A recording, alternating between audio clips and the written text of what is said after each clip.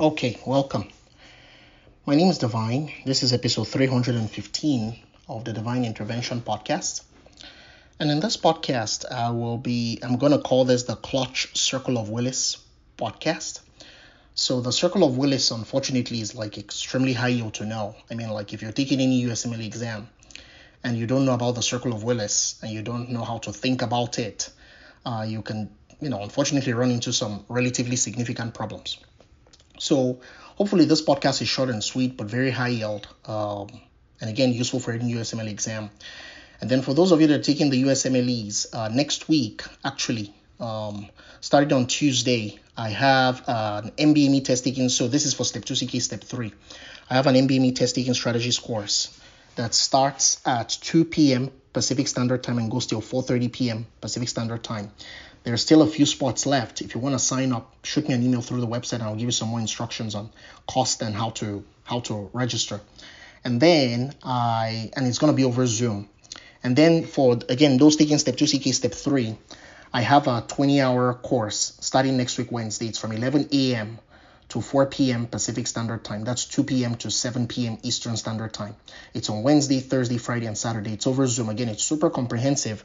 We cover a lot of peds, surgery, internal medicine, OB-GYN, psych, neuro, ethics, biostats, the Step 1 material that has migrated to Step 2 CK, and also those changes from November of 2020. So again, most people take both courses together, the test taking strategies course on Tuesday and then the 20-hour course. So it's something that you can take pretty much any time during your dedicated period, although I usually recommend that people take it very early during their dedicated so that you can have like a big base of knowledge from the beginning and also have the opportunity to go through the materials from the course, because there's a ton of stuff that we cover.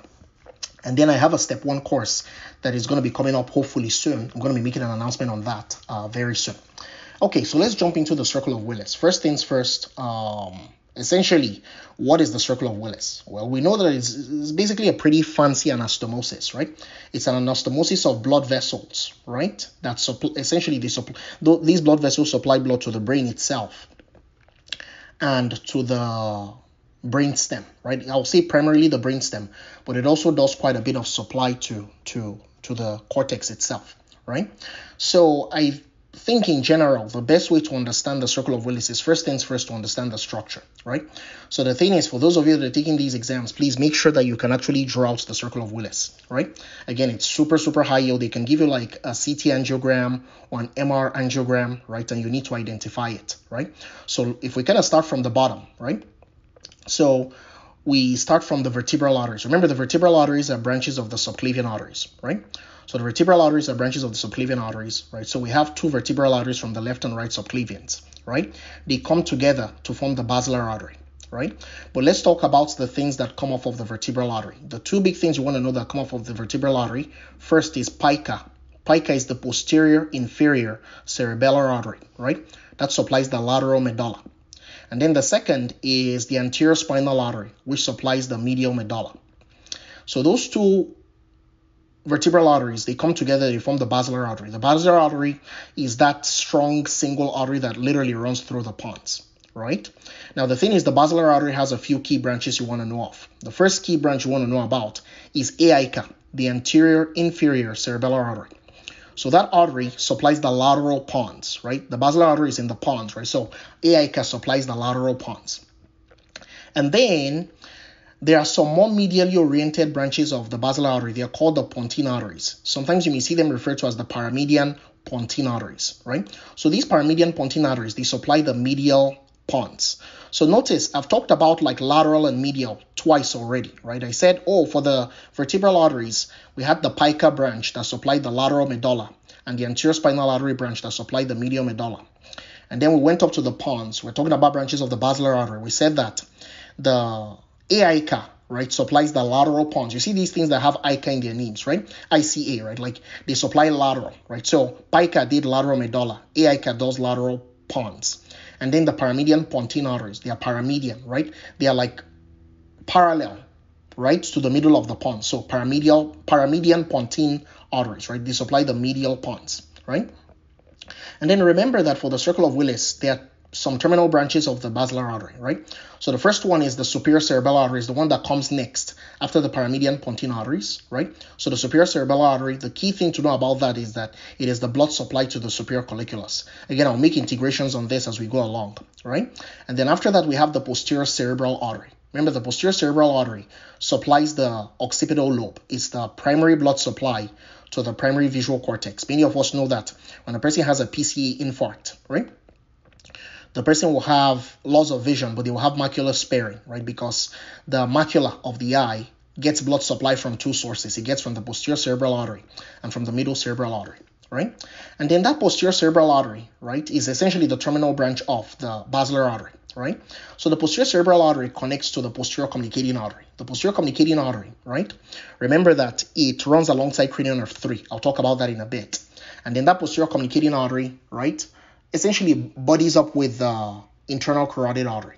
And that with the middle cerebral artery, in some people it's the internal carotid. That doesn't really matter much, right? And then you continue from there, right? And then you form your anterior cerebral arteries, right? Remember, the anterior cerebral artery is connected to the other anterior cerebral artery on the other side by the anterior communicating artery, right? Again, if you kind of keep these things in mind, you'd be in really good shape, right? And then remember, like, the internal carotid artery, again, has these things like the ophthalmic artery, the central retinal artery, which are things that all supply the eye, right? So again, if you kind of know this structure, then everything should begin to fall in line once I begin to make integrations, right? So let's start with the first integration. The first thing I will say is, again, I see people, they memorize all these brainstem syndromes, and then they're sweating and everything. And the thing is, you don't need to suffer that much, right? Really, most of these brainstem localization questions are pretty straightforward in terms of how you answer them. And the way to answer them, let me teach you a method. I'm not teaching you a rule of fours or anything like that. No. Like, literally, this method is way simpler than a rule of fours. So what is this method? This method is, whenever you see a question where it's like a brainstem question, ask yourself, do I see problems with pain, pinprick, or temperature?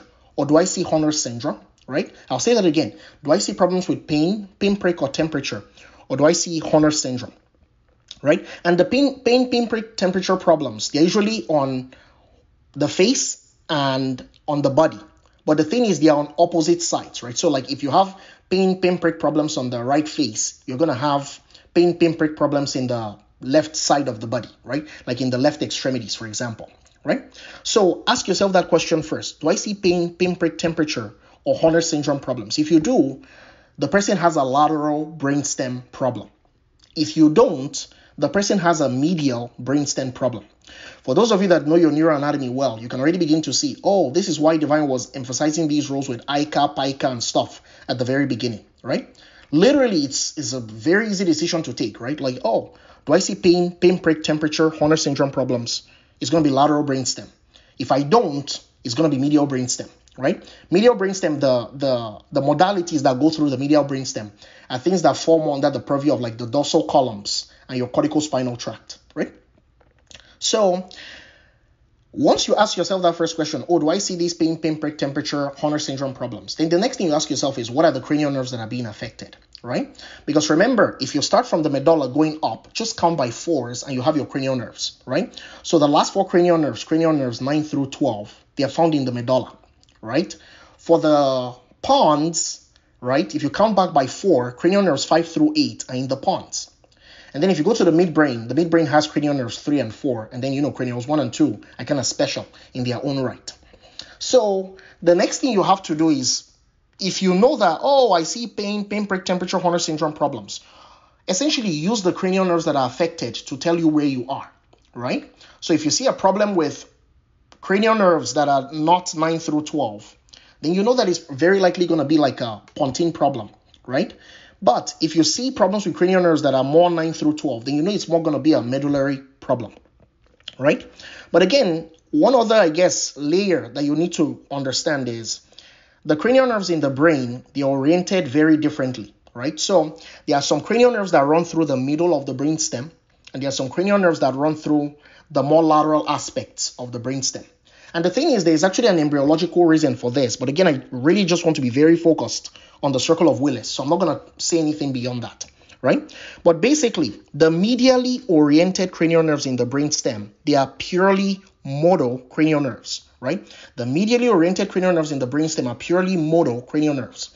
And a nice rule to remember them is that they are all factors of the number 12, right? They are all factors of the number 12, right? So for example, if we're taking it from the top, if we're looking at the midbrain, cranial nerve 3, the oculomotor nerve, and cranial nerve 4, the trochlear nerve, those are factors of the number 12. They're in the midbrain. They are medially oriented because those cranial nerves, for the most part, are purely modal, right? Although you can't see that entirely for cranial 3, but just imagine cranial 3 is in the medial midbrain, right? If you come down to the pons, right, if you look at between the numbers 5 and 8, the only factor of 12 between the numbers 5 and 8 is 6, right?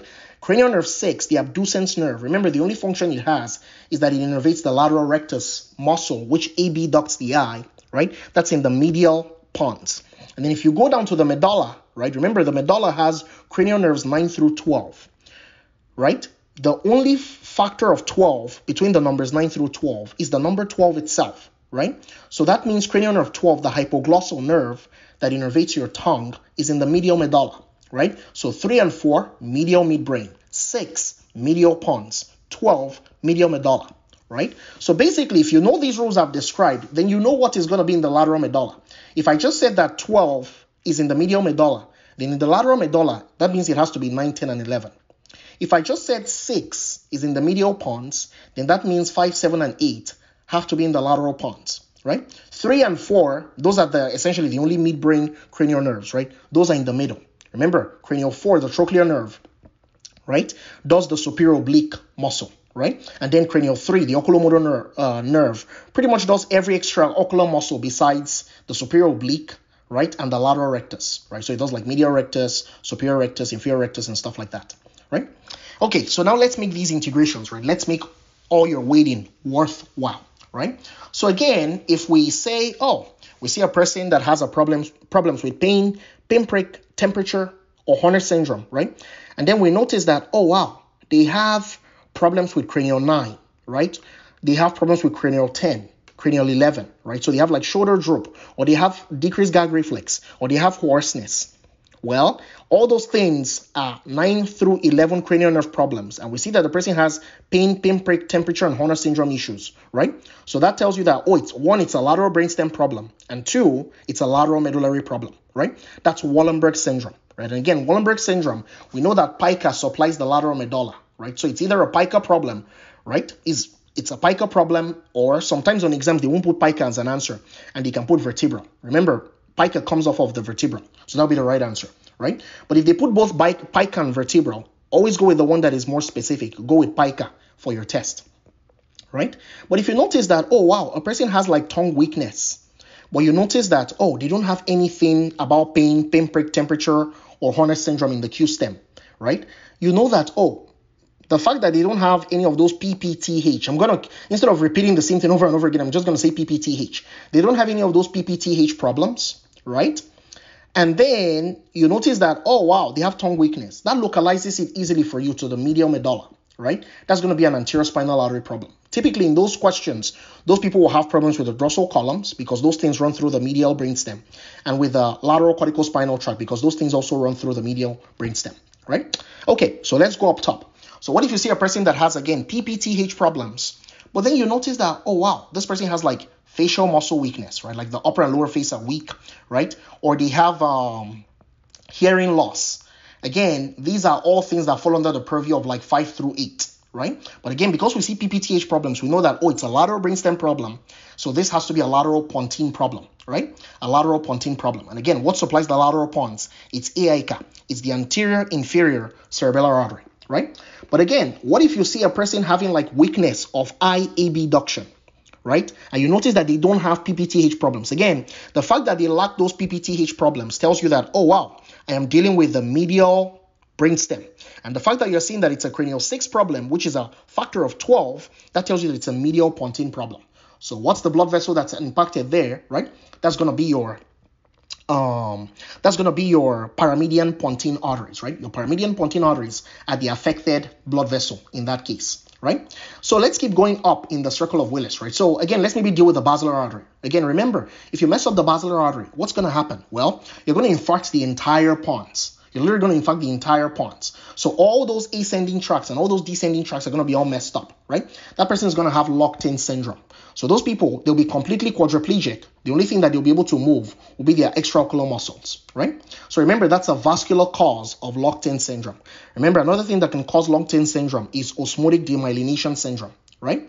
Where essentially, if you correct hyponatremia too quickly, you can mess up the person's pons, right? So let's keep going up. So we go to the superior cerebellar artery, right? So the superior cerebellar artery, remember I said that it's the blood supply to the superior colliculus, right? It's the blood supply to the superior colliculus. And remember, your superior colliculus is your vertical conjugate gaze center, right? It's the thing that says, oh, look up with both eyes, and you're able to look up, right? So if, for example, you've infarcted the vessel that feeds the superior colliculus, in this case, the superior cerebellar artery, guess what? What are we going to be dealing with here? We're going to be dealing with Parinode syndrome. That's a vascular cause of Parinode syndrome. Remember, Parinode syndrome can also be caused by a brain tumor, right? Like a pinealoma. Because remember, the pineal gland is superior to the superior colliculus, right? I'll say that again. The pineal gland is superior to the superior colliculus, right? So if a person has a pinealoma, that can compress the person's superior colliculus and also cause Parinode syndrome. Usually, those people have like what we call the sundown sign, right? They look down. They have troubles looking up on MBM exams. And then the posterior cerebral artery, again, what's the key integration to know for your MBM exams? Remember, the posterior cerebral artery, it's the blood supply to the occipital lobe, and that's where your primary visual cortex is, right? So when a person has a posterior cerebral artery problem, right, those people are on your MBM exams, they're going to have cortical blindness. But again, they'll have macular sparing because there's collateral blood supply from the middle cerebral artery. And then if we keep going up, right, remember the posterior communicating artery runs alongside cranial nerve 3, the oculomotor nerve. So if a person has like a rupture of an aneurysm of PCOM, right, or an aneurysm of PCOM itself, it can compress cranial nerve 3. So those people will have like a blown pupil, right? So they'll have that down and out eye, right? They'll have that down and out eye. They'll have that down and out eye, right? The eyes are down and out. It's down because superior oblique is working on a pose. Superior oblique, one of its jobs is to pull down the eye, right? And then lateral rectus is also working on a pose. Remember, that's cranial 6 country, right? The abducens nerve. So if a person has a PCOM aneurysm, they will have an oculomotor nerve palsy, right? And then if we go up top, right, to the anterior cerebral artery, if we're looking at the homunculus, remember the homunculus is almost like a geography map of different parts of our bodies and the blood vessels that supply them. Remember, the anterior cerebral artery actually supplies the leg, like our legs, basically, right? But the middle cerebral artery supplies the face and the hands, the upper extremities, right? The face and the upper extremities. So the thing is, if a person has an anterior cerebral artery problem, they're going to have issues with the legs, right? If they have an anterior cerebral artery problem, it will be issues with the legs. But if they have an MCA problem, it's going to be issues with the mouth, with speech, right? And with the upper extremities, right? In fact, if you see a person having an aphasia on an MBM exam, remember, those speaking centers, those understanding speech centers, those are in the lateral cerebral cortex, right? That's MCA country, right? That's MCA country. In fact, when a person has an aphasia, that tells right off the bat that it's a left MCA problem, right? Because remember, for most people, especially a person that is right-handed, their dominant cerebral hemisphere is the left cerebral hemisphere, right? So that's going to be a left MCA problem, right? If you notice that a person does not have aphasia, but they have like upper extremity problems and mouth problems, then that tells you that it's likely going to be a right MCA problem, right? Because their right cortex is the non-dominant side of their body, right? Again, very high yield, to keep that in mind. And then the artery that connects the two anterior cerebral arteries, that's the anterior communicating artery. Remember, that artery is the most common location of an aneurysm in the circle of Willis. If you have an aneurysm of that, right, and it pops, right, that can cause a subarachnoid hemorrhage, which will present as the worst headache of a person's life. But remember, an anterior communicating artery aneurysm can also compress the optic chiasm, right, and that can cause a bitemporal hemianopsia, right? That will cause a bitemporal heteronymous hemianopsia, right? And then the last thing I'll talk about, again, remember the ophthalmic artery, right? Or like the central retinal artery, right? People can get like a painless, very quick, sudden vision loss, right? Because usually people can have like thrombi or emboli from the internal carotid artery that flake off and then go and embolize those vessels, right? And that will cause like a central retinal artery occlusion. Those people will have like fundal pallor and things of that nature, right?